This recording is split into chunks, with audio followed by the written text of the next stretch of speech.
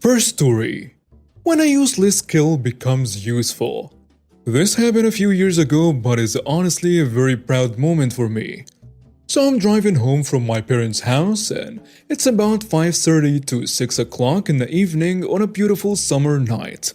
They live in a small quiet suburb and I'm only a few towns over, so the drive is usually pretty nice and peaceful. However, these towns tend to breed entitled jerks and bored teenagers. I must have run into the hybrid of the two. As I was making my way down at 25 miles per hour, I was going about 30 road toward the center of my parents' town.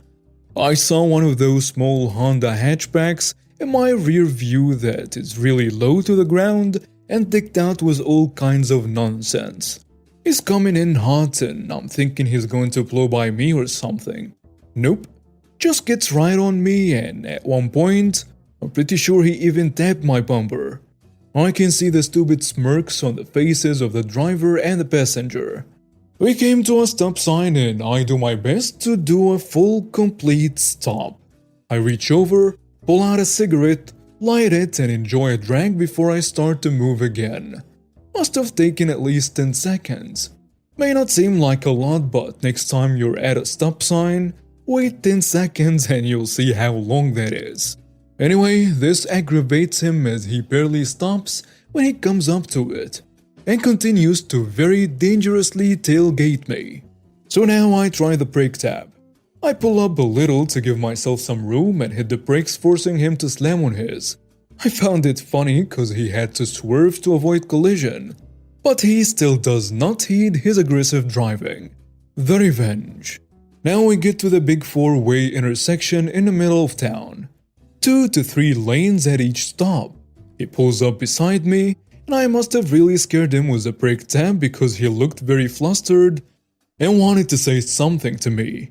He rolls down his window. All my windows and sunroof were already open, seeing as it was so nice that day, and looks at me. I look at him, and I was expecting some sort of verbal insult, so I made myself ready. "Hey, you piece of..." Before he could even get that well thought out statement out of his mouth, he was already choking on the lit cigarette butt I flicked directly into his mouth. When some of my friends and I were younger, I would just be hanging out, we made flicking cigarettes a game. We would set up little cans or targets near one of our habitual smoking places, and we all became very good at it. Now I knew I could hit him in the face. I did not expect to get it into his mouth, but I do not feel bad in the slightest. And now for the best part. So while he was dealing with his new ashy dinner, I turned left turn lane, and he must have missed his turn to go while dealing with a cigarette, so other cars started crossing the intersection. I'm sure he was fuming mad, so he peels out, cuts across to make a left and almost hits 2 cars in the process. At least it looked like that through my mirrors. I see him make his way onto the street I was on, but right behind him was a cop who must have seen him commit about 12 moving violations as he crossed that intersection. I see him pull over and I drive away feeling like a boss. Next story. Drunken woman parades me when I'm trying to help. A few years ago I used to work overnight, 11 p.m. to 7 a.m. for an insurance company. I did roadside service, which consisted of people calling in about a flat tire, the battery, or in this case, keys locked in the car. I'd then call and pay a contracted company to go out and help. So around 3 a.m. my time, a woman calls in from Phoenix for help. She's locked out of her car. She started the call off very impatient and belligerent. First off, she was slurring heavily, so I was having a hard time getting her address, which I guess was my fault. I had to have her repeat the city a few times since I genuinely could not understand her. She hated this and began mocking me and implying I wasn't from the country, which I in fact was. Apparently my southern accent did not allude to that. Anyway, once I got the address, I asked what the address was for the reference for the locksmith. House, store, gas station, etc. She said it was a house. I looked it up in Google Maps and it was in fact a dive bar. put her on hold to call the locksmith. Once I got back over, she continued to be generally displeased and angry at me personally. It would take 45 minutes for the locksmith to get there, which is actually a decent time, especially past midnight. It was my fault, she'd have to wait for her keys. Whatever. I hung up with her and googled the local police, called them and reported her for potential DUI. Honestly, mostly because she pissed me off. Sure enough, about 45 minutes later, the locksmith called back saying he couldn't perform the service. I could hear yelling in the background. Apparently, the woman began fighting with the police when they arrived and was being arrested by the time the driver showed up. Her boyfriend/husband, who the driver said seemed sober, was trying to talk them out of it.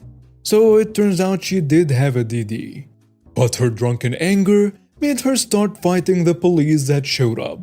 That, of course, did not end well. Be nice to call center employees. Next story. She moved out the next week. Just to clarify, this particular city, in the loosest sense of the word, it's a city in name and population only I was living at the time. Noise control can be called out at any time of the day. So this all happened about 15 years ago, give or take. When I was still a kid living at home, we had a house with a huge backyard in the suburbs. And the neighboring property next to our driveway was a set of 3 attached rental flats, each with their front door facing our house. We were usually good friends with most of our neighbors, the flats next door included. After the family in the middle flat left, an older single woman moved in. She was home more often than not, so I doubt she had a job. I wasn't particularly friendly. She kept to herself, which is fine, and never really acknowledged any of the neighbors. Whatever, that's cool.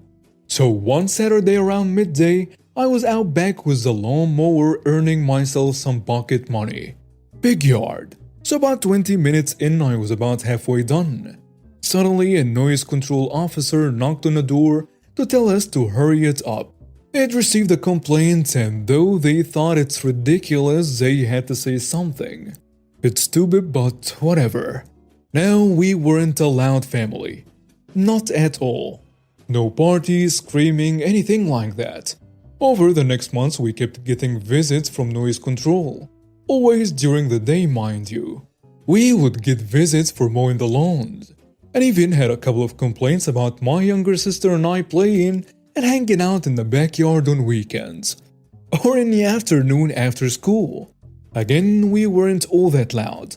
At the time, I would have been about 13, so more often than not, the boy next door and I would just be chilling on the swings just talking.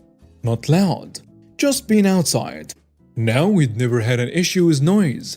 None of our other neighbors ever had a problem. We'd never had noise control called before now. So we asked around. It was fairly obvious at this point that the snobby cow that had moved into the flat next door was doing all the complaining. My father would always stock up in firewood in the summer to prepare for winter, and would have to chop it up himself. It's the first weekend of chopping for the year, and it's about 2 p.m. on a Saturday. He pulls out his old chainsaw, and it's on for about a minute and a half at most before he realizes that chain needs to be replaced. Turns it off, grabs the axe and proceeds to chop the wood the long way. The next thing we know, noise control shows up. The officers are sick of having to visit at this point, and we're pretty friendly with that by now. Turns out that yes, it was a new neighbor next door. It also turned out that she's been an issue for them for a while, and that noise control was well aware of her stupid complaints. They are familiar with her from all her previous addresses. Unfortunately, they were legally obligated to follow through with them. Next week, surprise surprise, we get a visit after Dad's been chopping more wood. At this point, he decides screw it. Why not give her something to actually complain about? A family friend of ours happened to be a truck driver. He'd drive a big rig, almost Optimus Prime level, up and down the country. He also happened to be back in town that weekend. We give him a ring and he's keen to help us out. Next step is to warn all the other neighbors who were all fully on board because, as it turns out, we weren't the only ones she was complaining about. Proceed to next weekend about 9 a.m. And we spent about half an hour getting this great big truck down our driveway. It was a pretty wide driveway, but it was a pretty wide truck too, so it was a tight squeeze. Now, having been good friends with previous neighbors, we were familiar with the internal layout of those flats. The bedrooms were directly next to their front doors, facing our driveway. We managed to get the cab of this massive truck far enough into the driveway to be directly next to this witch's room. There is about 1.5 meters separating the truck and her wall. Perfect. And on goes the horn. Loud as hell. Terrifies our cats, and on it goes again and again.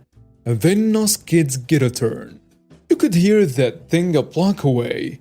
Did it for about 10 minutes, went inside for a coffee and came back out and ran the horn one more time for good measure before our friend took off. This time, there was no noise control officers, no complaints, nothing. However, she left the next week. Good riddance. Next story. Co-worker from hell gets himself fired. With my assistance. 2.5 years ago, my department received 3 rejects from another plant. I heard rumors about why they got transferred, and it was obvious the attendance issues and bad work ethic were true. One of them, it was rumored, had on multiple occasions attempted to get his managers fired over claims of racism. He'd allegedly tried to get his boss fired because she was singling him out because of his race.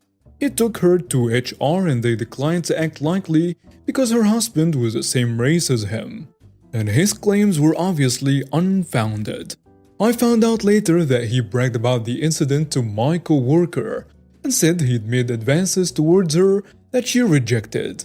I didn't necessarily believe any of it until I saw it happen in my department. Constant talk, openly about how everyone was out to get him. All of management was racist and he was being singled out, etc. He'd hide in the bathroom for an hour a night intermittently.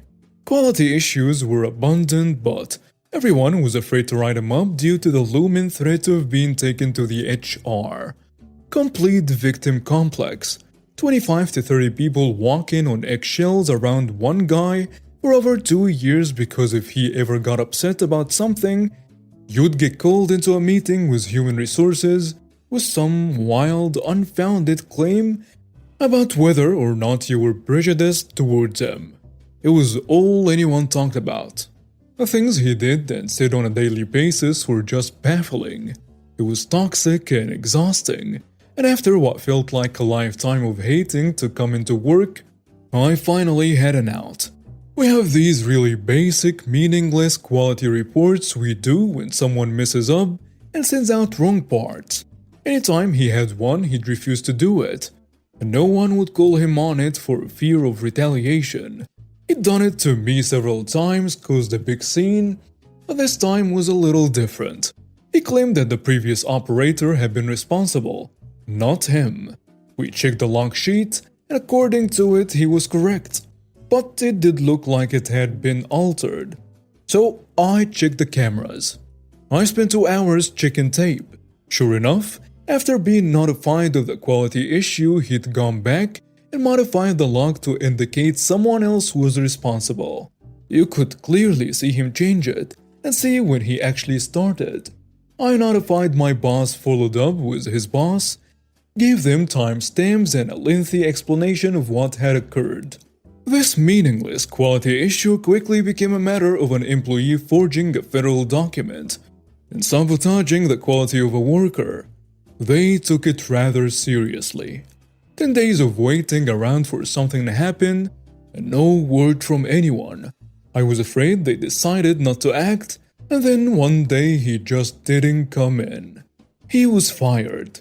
Gone. A great weight had been lifted from my department. But I no longer had to come to work afraid I'd be robbed into one of his delusional outbursts. It was deeply satisfying, and the best part, He had 100% done this